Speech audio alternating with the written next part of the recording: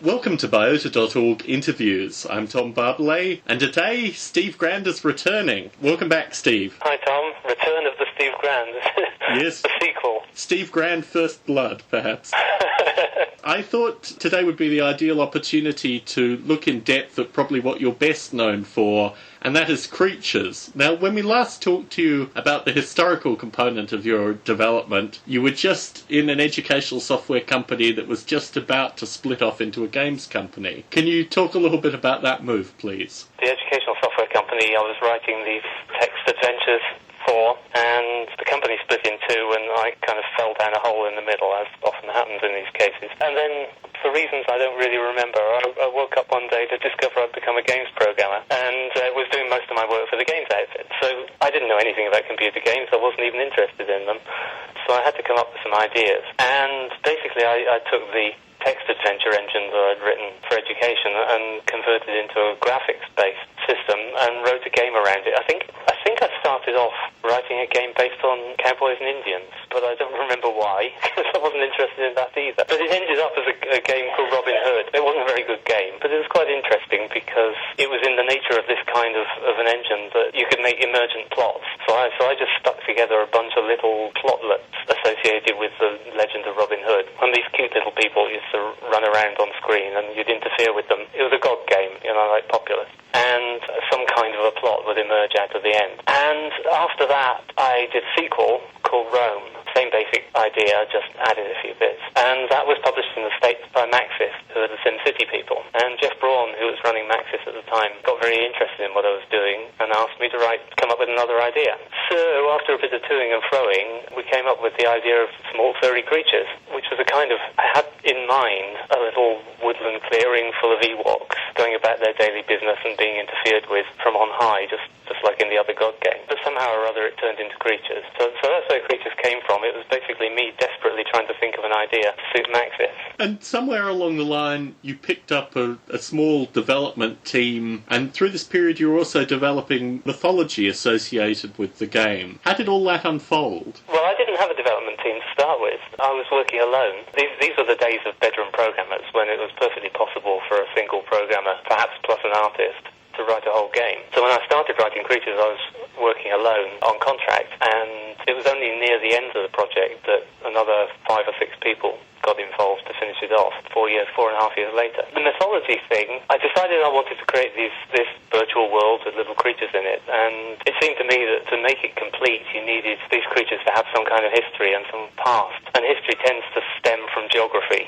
So I started out with the geography of the virtual world and then wrote an explanation for myself, just wrote an explanation of what went through these creatures' minds over the generations and how they developed their own explanation for their world, and so a mythology developed. And so I wrote a long document entirely for my own consumption, just to kind of set the backstory for this, so the creatures had some kind of raison d'etre. There's still a contemporary debate in artificial life circles about how important mythology is in artificial life programs. Certainly, to this day, in researching a lot of this interview, I went to the Creatures Wiki, which is an amazing online resource, and a large portion of that is devoted to the mythology and building on the mythology. Can you talk a little bit about the mythology as a meta-concept as it related to developing this game and how it improved the following over the years? Well, I did it for consistency. I think if you look at Tolkien, for example, Tolkien was an historian, an expert on ancient history and particularly Celtic and Saxon and Icelandic history. And he, when he wrote his stories, created vast amounts of data, from which a tiny amount was brought together to make the plot lines of the stories. And you know that. When you read Tolkien, you realise that there's this enormous amount of stuff there. And although his plots tend to get a bit convoluted, they're at least self-consistent. Everything fits together properly. And that's only because he did his research properly and created the backstory. You know that you're just seeing 1% of the work he did, but that 99% is there to make the rest complete. And I think that was really important in the case of creatures, probably in case of any kind of adventure-y game, that 99% of the stuff should be hidden and just in the developer's mind, because it makes the universe of the game self-consistent. You notice the flaws. If virtual worlds aren't self-consistent, then you soon discover there's something missing and it all feels false and you feel deceived. But in terms of artificial life as a concept, there are plenty of artificial life-related tools, but the addition of artificial life plus mythology was relatively critical in the development and long-term progress of creatures. Can you talk a little bit about how you develop a mythology in parallel to an artificial life environment? I guess you develop the mythology of an artificial life environment in exactly the same way as you would a novel. It seemed to me that all mythology is based on geography. So I started with the geography, and geography in turn is based on geology. So to create the creatures world, I started out with the geology of it, and the fact that the world, because I couldn't do 3D graphics in those days, I was doing 2.5D graphics, the creatures world had to be flat. So I made it a disc instead of a ball. And once you've got a flat world, then that's the starting point for all sorts of ideas that inevitably the creatures are going to end up living on the rim of this world because that's where gravity will push them. And so they're only going to have two kinds of direction in their life, left and right. And it seemed to me that any creature that grew up in such a world would come to regard left and right differently, just as we in English use bad words for left, like sinister, and good words for right, like dexterous. So these creatures would end up with a mythology based on leftness and rightness. And at one point I wrote started to write a little novella about a journey that these creatures would take, going around the world in a clockwise direction, the sunwise direction. As soon as you start with a basic idea, like the fact that this world is disc-shaped, everything starts to fall into place. The way the weather works, the way the creatures think, the way their history develops, where they live, all of it starts to make sense and develops from there. Basically, you're saying the mythology comes first and the artificial life comes second. Well, the artificial life is a means to an end, really. It was never meant to be an artificial life game. That was never meant to be the object. The object was just to entertain people. In fact, the reason it became such a complex artificial life system was pretty straightforward in games programming terms. I wanted people to care about these creatures, and otherwise they wouldn't get involved in the game. And in order to care about them, I figured they had to believe in them. And it's really easy to tell when you're being conned. And so I decided that if I tried to fool people into thinking these creatures were alive, they wouldn't feel like they were alive, and the users would feel like they were being conned, and that I, as the designer, was sitting staring over their shoulder all the time. You know, you see this in adventure games when you're supposed to walk into the room and turn that tap 3 times to the left and then jump up and down on that spot and so on. It's all very artificial. And you can feel that the programmer has just set up this puzzle for you, and you feel cheated. And I didn't want that to happen. I wanted people to care about these creatures. I didn't want to fool them into thinking that the creatures were alive. In fact, I didn't think I could, because the more I tried to fool them, the more people's lie detector circuits start to come into operation. So basically I decided to make the creatures alive. I thought there was no point trying to fool them, so I'd actually have to do my best to make real living things. And everything stemmed from there. The artificial life aspect was a consequence of that decision. It wasn't actually meant to be the motivation for anyone to play the game. Now, parts of the complexity that you've discussed related to the kind of narrative engine, you've discussed the mythology, and there was a creature's agent-object script. Is that the narrative engine, or is that something that's independent? There's no narrative. I mean, all of this backstory, this mythology that I created was for my benefit alone. I never even told anybody until they started asking questions about it. It was just there for me to try to create a raison d'etre for these creatures and some kind of basis on which to make design decisions, because otherwise my decisions would be arbitrary. So that was all hidden away, and there was never a narrative in the game in the sense of any progression. There was no plot. It was just a world, and it just happened to be. It existed, and that was as far as it went. And likewise, inside the game, there is no code for plot and no code for the creature's behaviour.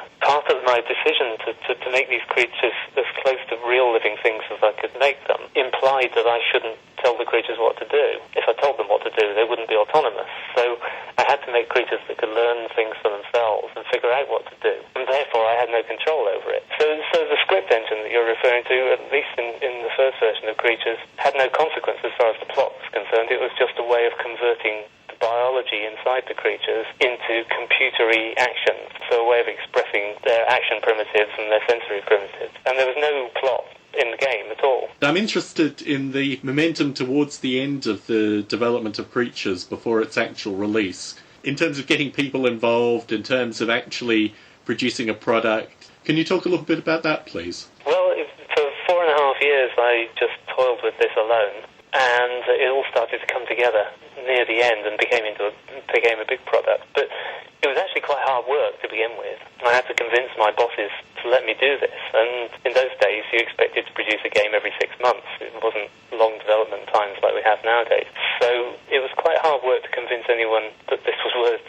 I remember, for example, showing it to our managing director. The first time I showed it to him, I talked about all the artificial life and stuff that was going on inside, and he just said, the scrolling is crap. It doesn't scroll very smoothly, and that was his pronouncement on the whole game. And I could tell, this was going to be hard work. But then, a few months later, I showed him the game again, and one of the creatures did something, I don't remember what now, but it surprised me. And so I said, didn't know it was going to do that, and pointed out that I had no idea what these creatures were going to do. And suddenly our managing director freaked out and realised there was something interesting and special going on here that wasn't a bit like a game. And from that point on, bless him, Michael, he was totally committed to the project and gave me the space in which to develop it. So what was supposed to be a 9-month project turned into a 5-year one, about 4.5 of which I worked alone. And then during the latter stages of it, Michael went around trying to find some money to support it and went to various publishers. And eventually it was Warner Brothers who stumped up quite a significant amount of cash and made it a real commercial possibility. And at that point we had the money to bring other people in to the project. So there was about 6 of us maybe towards the end. Up to that point there'd just been me and an artist. So it was a long, slow burn, followed by this frenzy of activity. And then near to the end of development, the financiers in the company started getting involved and interested in the significance of it. And Warner Brothers, who were about to invest vast amounts of money, they sent Dave Cliff round, as I mentioned in the previous interview, to come and check me out and see if I was talking sense. And I showed him all the technology that was under the hood, and he got excited. And then all of a sudden, everyone was excited and interested in what was going on. And it became quite a big thing. But none of us really knew what was going to happen. We didn't know it was going to be a big product. We didn't know it was going to sell. I personally didn't think anyone would buy it. That all came as a bit of a shock after release. Well, let's talk a little bit about just after the release of Creatures. You weren't expecting for it to be a success, but after its release, when did it actually dawn on you that all this tinkering in some regard had actually created something that was an amazing product? I suppose the first inkling I had was actually in terms of its scientific worth, when the scientific community started getting interested in what I'd done. That came as a real shock for me. But as far as the product goes, probably the moment it hit me as a surprise was when the newspapers and TV started getting interested. I expected games magazines to come and interview me. That's the way it works. But I didn't expect major national newspapers or New Scientist or that kind of thing to be interested in a stupid computer game. So that was the point when I was suddenly shocked into thinking, oh my goodness, this is interesting. People see what I see. And in terms of that interest manifesting itself in Creatures 2, what was the development like? How did it change between Creatures 1 and Creatures 2? Well, for me it changed quite dramatically between Creatures 1 and 2 because I didn't actually have anything to do with Creatures 2. After Creatures 1 was released, we had £1 million advance on the game and it was selling well and everyone was excited by it. One of the things that came as a big surprise to all of us was that big companies like IBM and NCR and so on suddenly started knocking on the door and showing an interest in the technology behind the game. So the money people sat up and took notice, and eventually I moved up from being senior programmer in the company to technical director, VP technology, with a seat on the board, and I was given a suit and a car and sent to business meetings, and at that point I stopped programming, and the Creatures series was then taken over by other people using my basic engine, and they just added to it. And sadly, I lost a lot of touch with the program at that point. It was great to see it going on. It was great to see this community, particularly the web community, starting to build. But I missed out on a lot of it because I was too busy in dreary business meetings. Aside from dreary business meetings, somewhere over this period you dreamt up the idea of a conference and brought together a number of great minds of the time and somehow connected up with Bruce Damer. And can you talk a little bit about Digital Biota 2 and how it came together? It actually happened the other way around. I met Bruce Damer first. I think he came over to see us. I don't remember why. He must have been visiting on one of his whirlwind tours. But anyway, I went to his conference in Canada. He organised a conference called the Digital Burgess in Banff in Canada in the Rockies. And I went over to that, and it was a wonderful little conference in a fantastic place.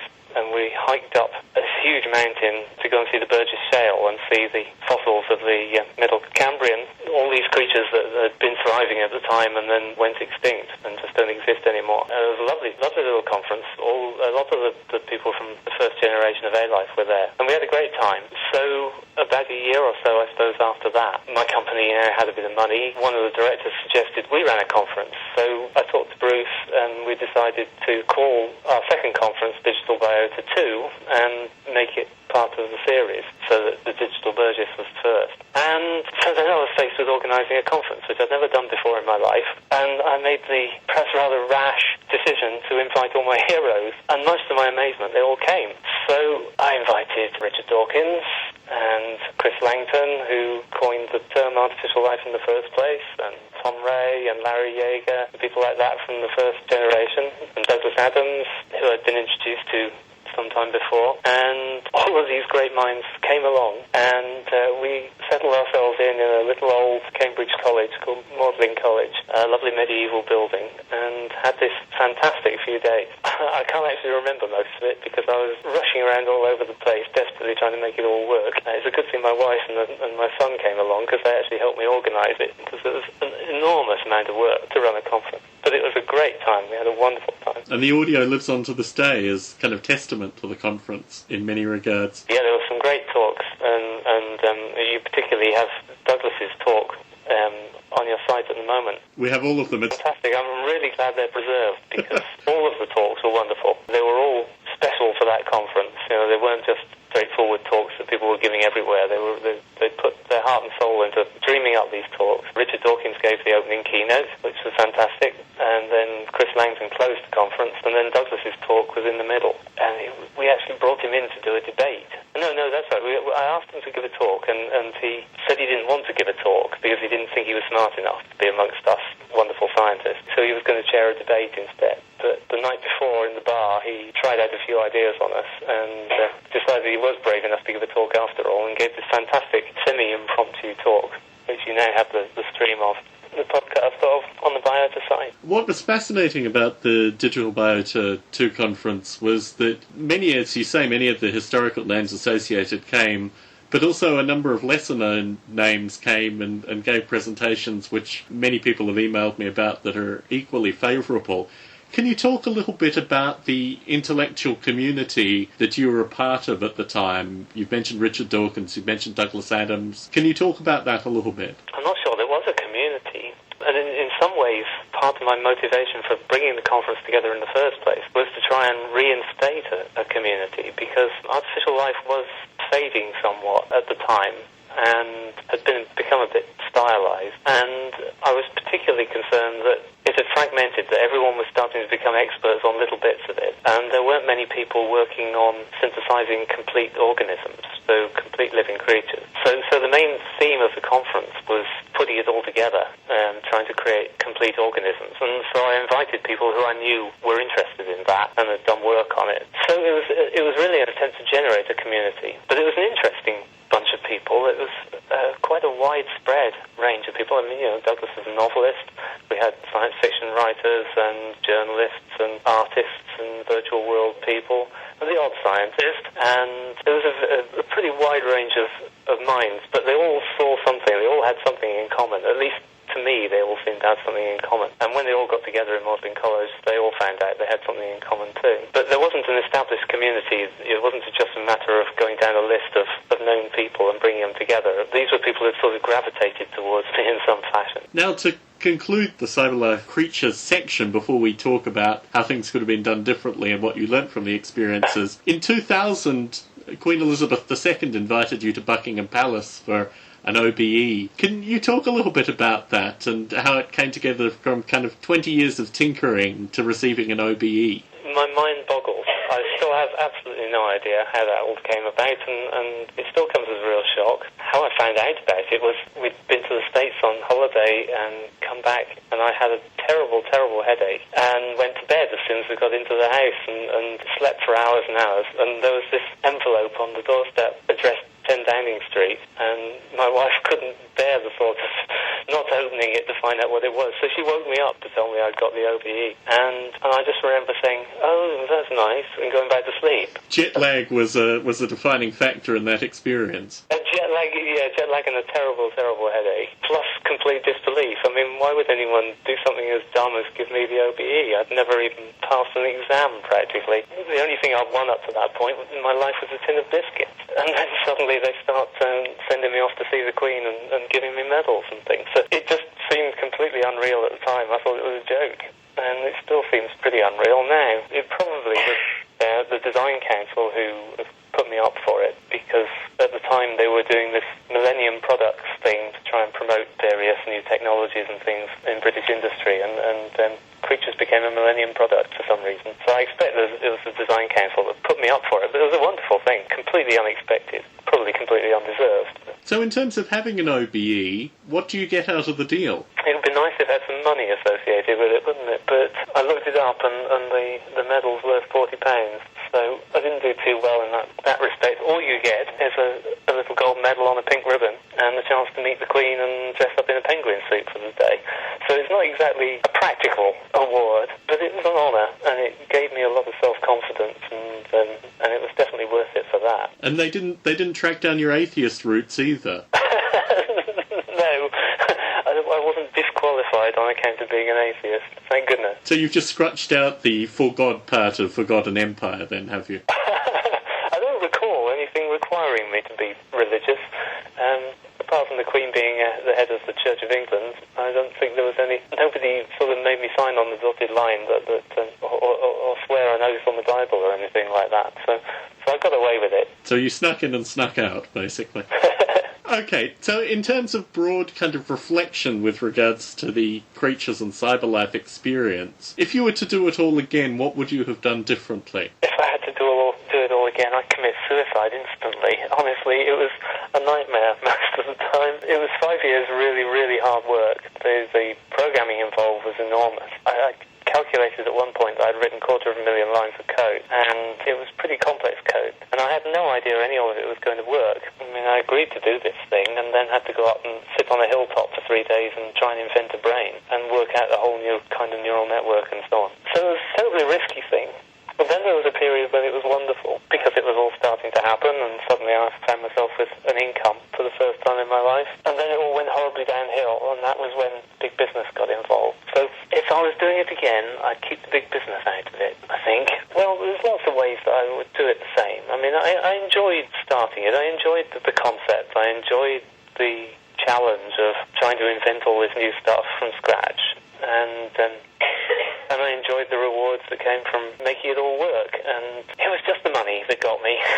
And the fact that our company got involved in the dot-com bust and all went horribly down the tubes. And the stress levels from that were pretty horrendous. So if I could have the first bit without the second bit, I'd be happy. And in terms of big business and looking at contemporary game development, which is anything but the kind of one fellow tinkering away in a bedroom, do you think there's any way that contemporary game development could support the kind of artificial life development you did through Creatures? I think it would be very difficult now. I mean, maybe Will Wright will prove me wrong when Spore comes out, but large teams of programmers, it's very hard for anyone to get a coherent enough perspective on the whole thing. You have to carve the problem up in order to feed it to these huge teams of programmers, and so you don't get one single mind thinking about the whole problem anymore. And I think that was crucial for Creatures. I don't think it could have worked as a team project from the beginning. I think it was, I mean, it's not necessarily my mind that was the important thing. It was important that it was a mind,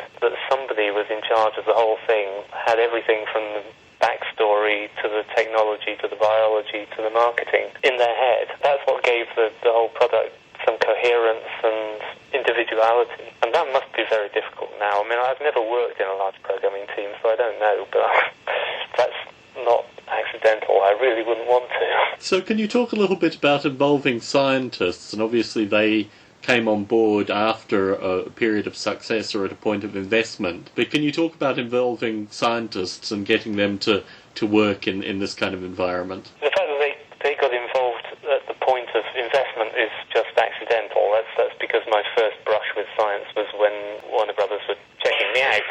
It seems like they would have liked to have been involved earlier if only they'd known about it. One of my great joys from the project was discovering that the scientific community actually embraced the stuff I'd done, with a few exceptions, and suddenly invited me to conferences to give talks and so on, and were very supportive. And that was really nice. Inevitably, scientists started getting more and more involved in what we were doing, not least because academics, like anyone else, are chasing money. When it's hard to find grants for artificial life work, you look to commerce instead. And we were suddenly a well-resourced outfit with all these people clamouring for new technology, and there are plenty of scientists who would like to have helped us do that and deliver that. Could you foresee a situation where perhaps you're an academic or perhaps involved in industry in some way where you develop artificial life, artificial intelligence applications as a hobby? Yes, I mean, most people do develop it as a hobby, and I developed these things as a hobby for 20 years, so certainly that's possible. It's just somewhat easier to do a good job at these things if somebody pays you and you get 12 hours a day to work on it instead of evenings and weekends. And for a lot of my time, I've not been professionally working in these fields. I've been writing books or doing other things to fund my work, and for the past 10 years, I suppose,